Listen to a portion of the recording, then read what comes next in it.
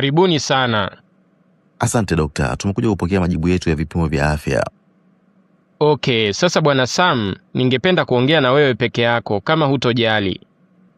Hakuna haja dokta, unaweza kuzungumza tukiwa wote tu, kwa sababu mimi na mke wangu ni mwili mmoja na jambo langu ni jambo la mke wangu pia. Ni kweli kabisa dokta. Jambo lolote linalomhusu mmoja wetu ni la kwetu sote. Hata kama ni kukabiliana nalo, tunakabiliana nalo wote. Sawa, kama mpo tayari kupokea majibu mkiwa wote.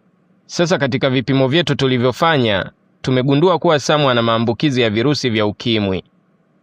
Hapana, haiwezekani Samu akawa na ukimwi. Utakuwa umechanganya majibu dokta. Dokta, acha utani kwenye afya za watu. Hebu rudia tena kupima, maana hayo hayawezi kuwa majibu yangu. Bwana Sam, tumerudia vipimo mara 3 na majibu ni yale yale. Unachopaswa kufanya kwa sasa ni kuanza matibabu mapema. Sawa dokta. Sawa, kwa hiyo umekubaliana na hayo majibu? Cha usiku, mtu anapogundulika kuwa ana maambukizi ya virusi vya ukimwi, kitu cha kwanza anapaswa kukubaliana na hali yake, kisha ndio matibabu yaanze.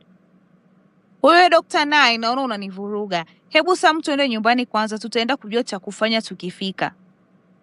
Bwana Sam, usisahau kuchukua dawa zako pale dirishani, na pia jitahidi kuzingatia matunda na mboga mboga. Sawa dokta.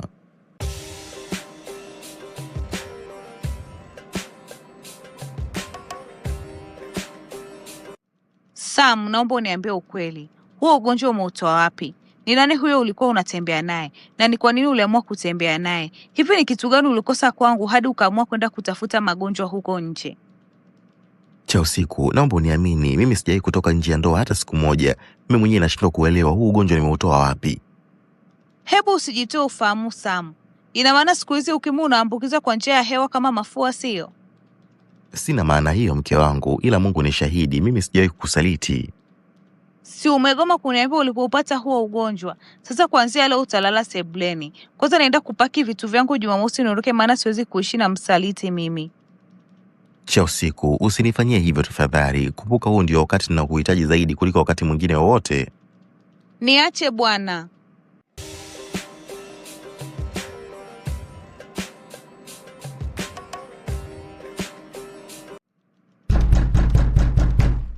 Hodi. Karibu. Oh, dokta, karibu sana. Asante sana. Habari za hapa? Kusema kweli, sio salama, maana tangu jana humu ndani hakuna maelewano kabisa. Hata mimi pia niliona mvutano kati yenu jana. Ndio maana nikasema leo niwatembelee ili kuangalia mnaendeleaje. Habari yako dokta?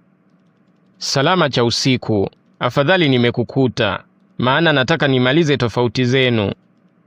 Tunamalizaje kwa mfano? Yaani mtu kanisaliti mpaka kaenda kupata magonjwa huko nje, alafu nataka nimalize tofauti na yeye. Hilo haliwezekani dokta. Naomba unisikilize cha usiku. Ugonjwa wa ukimwi hauambukizwi kwa zinaa peke yake.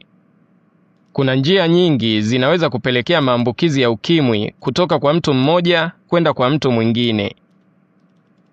Nipange sasa, maana tayari nishaona kwa upande wa Sam. Cha usiku, mimi nimekuwa daktari kwa muda mrefu. Hivyo ninachokueleza ni kitu ambacho nimejifunza darasani kwa miaka 5. Na nimekishuhudia mwenyewe kwa macho yangu katika kipindi cha miaka 15 ambayo nimehudumu kama daktari.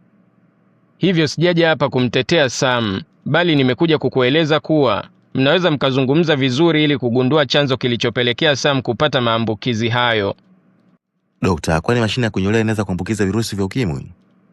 Bila shaka bwana Sam, kama mashine ilimkata mtu mwenye virusi, kisha ikakukata wewe, virusi vinaingia moja kwa moja kwenye damu yako na kupelekea kupata maambukizi ya virusi vya ukimwi. Basi nimeshajua ni wapi niliupata. Baby, unakumbuka kuna siku nilikwambia nimekatwa na mashine nilipokwenda kunyoa? Ndiyo, nakumbuka. Basi nina uhakika huu ugonjwa niliupata siku ile, kwa sababu sijawahi kutoka nje ya ndoa wala kufanya kitu kingine chochote ambacho kingepelekea mimi kupata maambukizi ya virusi vya ukimwi. Mungu wangu. Mume wangu, naomba unisamehe kwa kukuita msaliti wakati hukuwa na kosa lolote. Na kuanzia sasa ninakuahidi nitakuwa na wewe kwenye hili bega kwa bega. Nimekusamehe mke wangu. Nafahamu kuwa ulikuwa ukizungumza hivyo kwa sababu haukuwa na elimu ya kutosha kuhusu ugonjwa. Hongereni sana kwa kuelewana, maana wanandoa wengi huwa wanaishia kuvunja ndoa zao kwa kukosa elimu ya kutosha kuhusu maambukizi ya virusi vya ukimwi pale mmoja wao anapokuwa ameathirika. Asante sana dokta kwa kutuelimisha.